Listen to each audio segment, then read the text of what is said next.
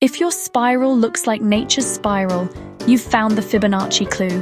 Ready to spot the pattern? Let's go. Start simple. 0, 1, 1, 2, 3, 5, 8. Every number is the sum of the two before it. That tiny rule builds spirals and patterns.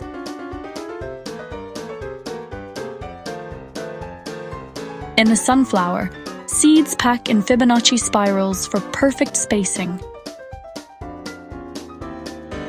In a snail shell, each curve grows by the same ratio, the golden ratio close to 1.618. Pine cones, pineapples, branching of trees.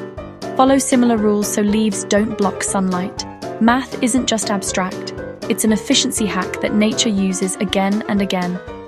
Next time you see a spiral, count the jumps, and you might find Fibonacci whispering the blueprint of life.